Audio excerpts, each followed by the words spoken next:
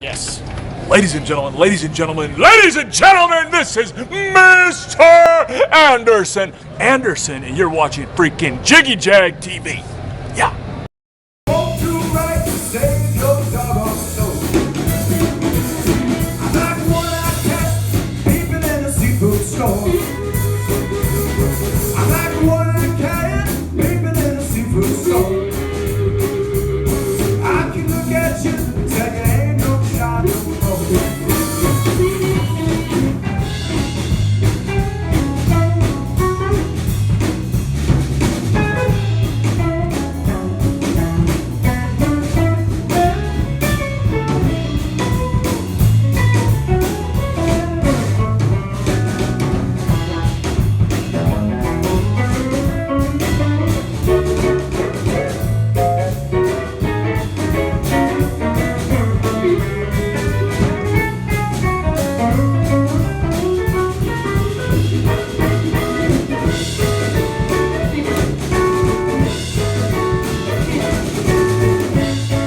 Jiggy Jag TV, and I have got Tony Holiday and his lovely band. You look like a young Elvis, by the way.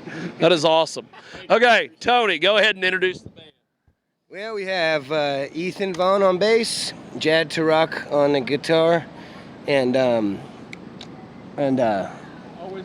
Brian Wells on the drums. That's awesome. So, how did you guys get together as a group? Me and Jad play together regularly in Memphis, and Brian Wells and I met in New Orleans when we were playing in another band together, and just met Ethan, a week ago, and brought him on the road from Memphis. So, well, you guys have a fantastic sound. Tell me a little bit about your whole sound, the whole stage performance. It's luckily I have Jad on guitar. He's a very, I'll tell you what, somebody told me one time to find a guitar player that will steal your show. So then you steal it back, and then he steals it back, and then you steal it back, and it becomes a pyramid of show theft. That is awesome. So, I'll start with you, the drummer. How did you get into doing music?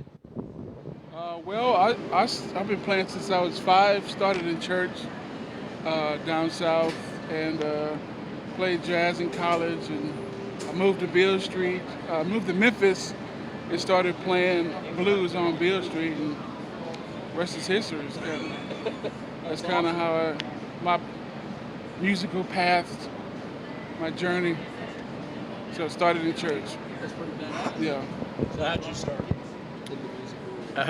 I picked up guitar when I was 8. I had seen a video of the rock band Kiss.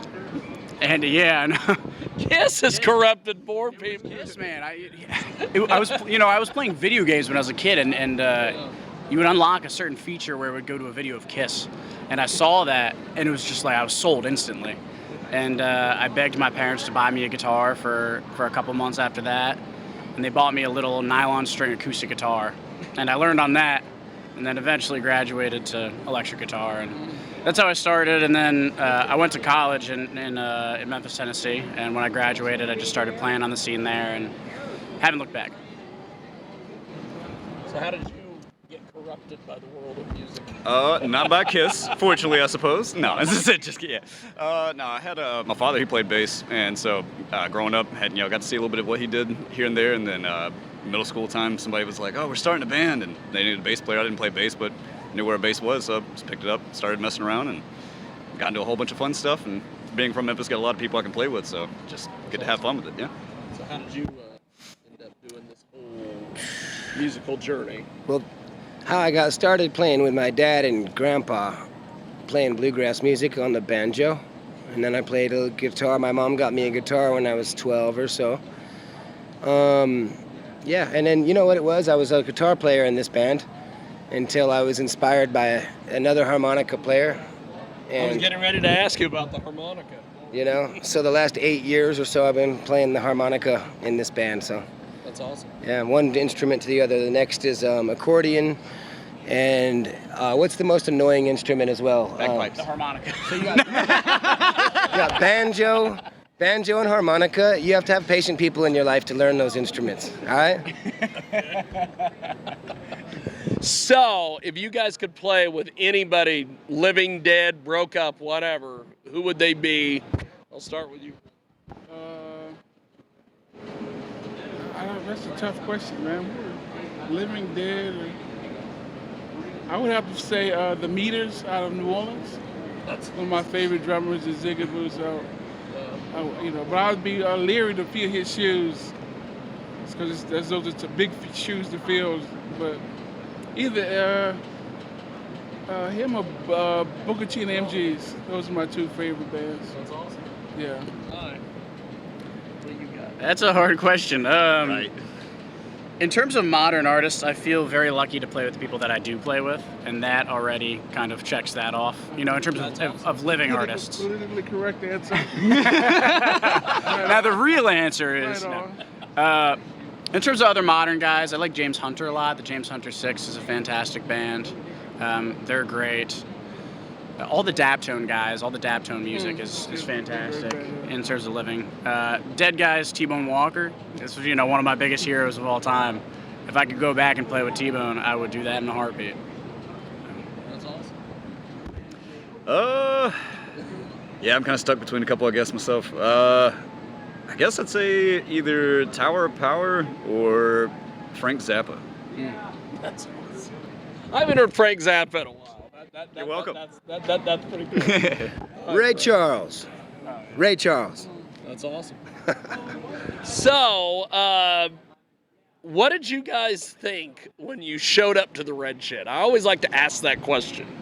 What did you guys think when you? Well, we showed up to a Red Shed before we got here. Okay. And we got lost, and then we found the Red Shed. We pulled up and we were joking because you go down that dirt road and I told these guys that you're probably about to see a guy in overalls with no shirt on, and that is the uniform for the last guy you'll likely ever see. And so I told these guys we just kind of creeped out. It was spooky, kind of spooky driving. And then we see the house, and so we're like, oh, we're not here, we're lost. So, but when we did see it, when we came back here, personally, when we came back, and then I saw this, right upon. Oh, yeah. Upon sight, something special is happening. That's how I felt. That's pretty badass. Yeah. Now, I understand from talking to Jeff that this has been in the works, you guys playing here, for several years now. 4. Wow. 4 years, because he booked me and then the pandemic came, and we already had a big lead up to that. We were already 9 months out, and then right when we were about to do it, the pandemic happened. And then I got sick right after that, and then